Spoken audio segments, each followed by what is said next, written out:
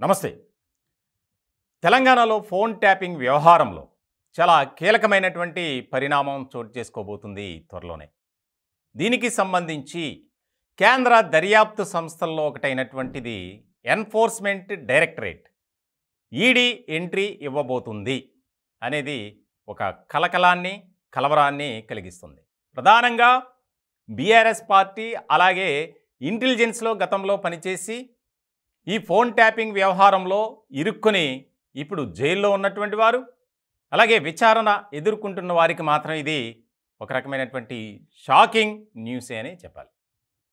Enforcement directorate అధికారులు ED focus పెట్టింది. దీనికి సంబంధించి ముఖ్యంగా 2016 నుంచి తెలంగాణలో ఫోన్ ట్యాపింగ్ జరిగింది. దీనికి సంబంధించినటువంటి వ్యవహారంలో 2018 అలాగే 2023 ఎన్నికలకు సంబంధించి ఈ ఇంటెలిజెన్స్ వ్యవస్థ చాలా కీలకంగా పనిచేసింది.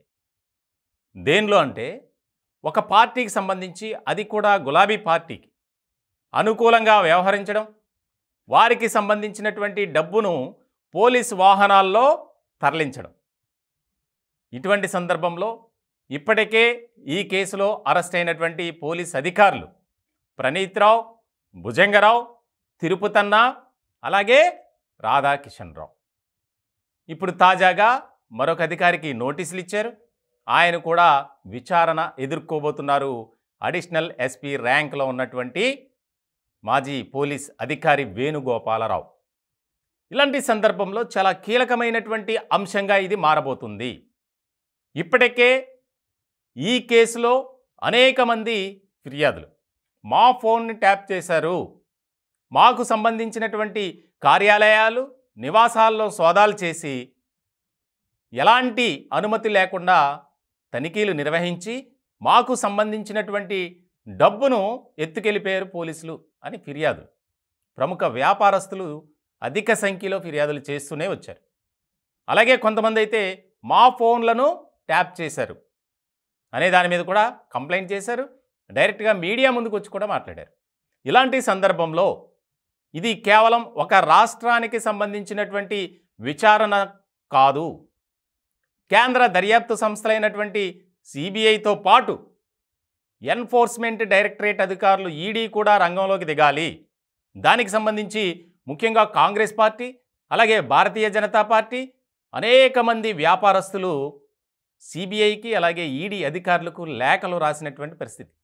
అలాగే కేంద్రానికి కూడా దీనిపై ఫోకస్ పెట్టి ఎవరైతే ఈ వ్యవహారంలో బీఆర్ఎస్ పార్టీకి అనుకూలంగా పనిచేశారో వారిపై కఠిన చర్యలు తీసుకోవాలి అనే దాని మీద కూడా ఫిర్యాదులు చేశారు. ఇలాంటి సందర్భంలో ఇది చాలా కీలకమైనటువంటి వ్యవహారంగా మారబోతుంది. ఎన్ఫోర్స్మెంట్ డైరెక్టరేట్ అధికారులు కనుక దీని మీద ఫోకస్ పెడితే ఖచ్చితంగా చాలామంది అధికారుల పాత్ర బయటపడుతుంది. అలాగే డబ్బు ఎక్కడి నుంచి ఎవరికి ఎలా చేరవేశారు, ఓవరాల్గా గులాబీ పార్టీకి ఎంత చేరింది అనేది తేలే అవకాశాలు ఖచ్చితంగా కనిపిస్తున్నాయి.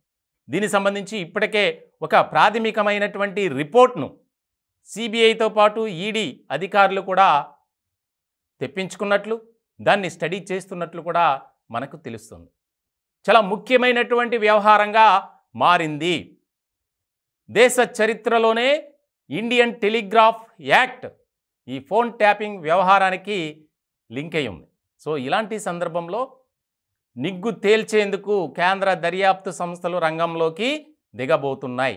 ఇప్పటికే ఎవరినైతే కస్టడీలోకి తీసుకుని విచారించారో వారు చాలా ముఖ్యమైనటువంటి సమాచారాన్ని ఇచ్చారు. అవును, మేము అధికారులు చెప్పినట్లే చేశాం. దానికి సంబంధించి కొంతమంది వ్యాపారుల ఇళ్లల్లో కూడా సోదాలు జరిపి డబ్బును స్వాధీనపరుచుకొని ఆ డబ్బును పోలీస్ వాహనాల్లోనే బీఆర్ఎస్ నేతలకు అందజేశాం అని ఇటీవల రాధాకిషన్ రావు స్టేట్మెంట్ ఇచ్చారు. దీన్ని బేస్ చేసుకొని 2016 నుంచి వీరి కార్యకలాపాలు ఎలా ఉన్నాయి, ఎక్కడ నుంచి ఎక్కడికి డబ్బులు తరలించారు, హవాలా వ్యాపారులు కానీ, అలాగే బంగారు వ్యాపారులు కానీ, రియల్ ఎస్టేట్ వ్యాపారులు కానీ, ఇలా ప్రముఖ వ్యాపార రంగ ప్రముఖులను బెదిరించి డబ్బులు గుంజుకున్నారు. దీనికి సంబంధించి చాలా కీలకమైనటువంటి పరిణామంగా మారబోతుంది. ఇప్పటికే దాదాపు 50 ఫిర్యాదుల వరకు వచ్చాయి. వ్యాపారస్తులు కానీ, ఆయా రంగాల ప్రముఖులు కానీ మమ్మల్ని బెదిరించారు, మా ఫోన్లను ట్యాప్ చేశారు అనే ఫిర్యాదులు. సో ఇలాంటి సందర్భంలో తెలంగాణ చరిత్రలో ఇది ఒక మాయని మచ్చగాను, ఎన్నడూ జరగని విధంగా ఈ ఫోన్ ట్యాపింగ్ వ్యవహారం జరిగింది. ఇలాంటి సందర్భంలో ఖచ్చితంగా కేంద్ర దర్యాప్తు సంస్థలైనటువంటి సిబిఐ, ఈడీ ఫోకస్ పెట్టే అవకాశాలు స్పష్టంగా కనిపిస్తున్నాయి. త్వరలోనే రంగంలోకి దిగి ఈ వ్యవహారంపై నిగ్గు తేల్చేందుకు సిద్ధమవుతుంది ఈ యొక్క కేంద్ర దర్యాప్తు సంస్థలు.